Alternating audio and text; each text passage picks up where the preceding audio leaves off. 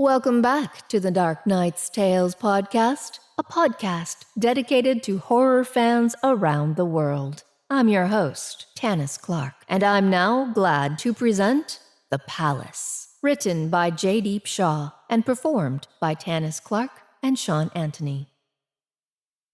The year 1995. Two girls named Sona and Mona went to Bhavan Palace in the night, where they saw a girl standing precariously on top of the palace. You will fall! Hey, are you listening to us? We are talking to you! Shouted Sona and Mona. The girl did not reply to anything. Sona and Mona looked around them to find someone, but no one was there. After a moment, when they looked up again toward the top of the palace, the girl wasn't there anymore. Sona and Mona approached the palace's door, and the door opened automatically. They entered the palace. They were finding someone who could help them to carry their luggage. A man appeared behind them and gently called them. Sona and Mona got scared for a moment. Then they gave their bags to the man, who took them, along with their luggage, to a room. Sona and Mona were chatting with their boyfriend, Kalam, on Skype, who saw a girl behind Sona and Mona near a flower pot. "Who else is that with you?" asked Kalam. No one? They replied. "Then who is that girl?" asked Kalam. There is no one else in this room, replied Mona. "No, there's a girl behind you near the flower pot," said Kalam. Sona went near the flower pot and said, We told you there is no one in this room except us. I think you should rest, Callum. Goodbye, said Mona, and hung up the call. As Sona and Mona went to bed, they heard a sound of dripping water from the spout of the restroom. They began to walk together toward the restroom, but Mona stopped Sona, and she went to the restroom alone to fix the problem. Mona turned off the sink spout and went back to bed. Before long, they again heard a sound of dripping water. Sona went to the restroom and turned it off. As she went to bed, water once again started dripping from the spout. Sona and Mona thought that the spout must be loose, and they slept. Help me! Help me! Mona heard someone's voice around 3:30 a.m. She got up from the bed, and by following the voice, she reached the back door of the palace, where she saw the same girl who she had seen at the top of the palace. I think you're the one who was on the terrace. Am I right? Asked Mona.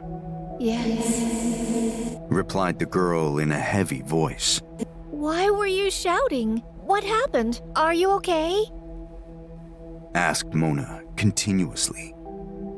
As soon as the girl turned toward Mona, in her real face of the eidolon, Mona became motionless for a moment. Please, please, please leave me. Let me go from here. Please. Continued Mona.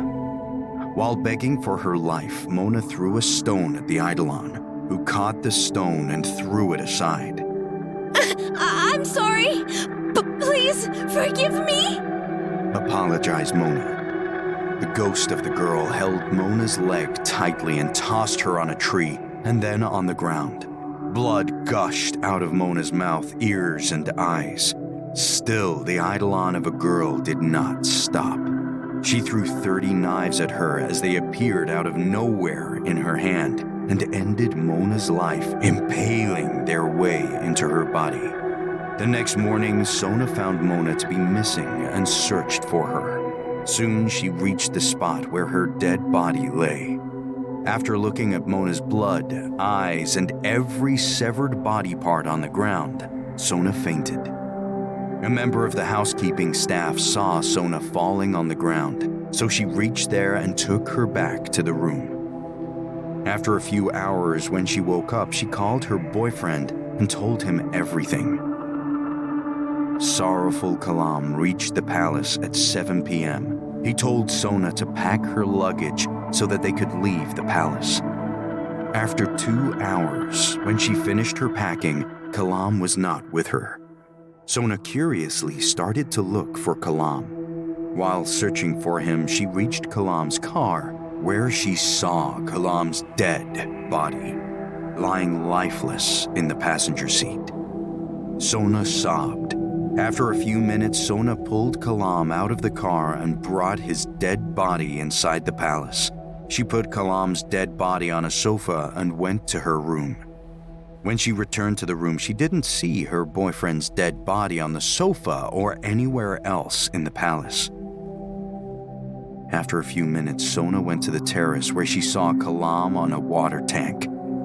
Sona thought that somehow her boyfriend was still alive. She went near him. As she stood next to Kalam, he clasped Sona's neck tightly and picked her up.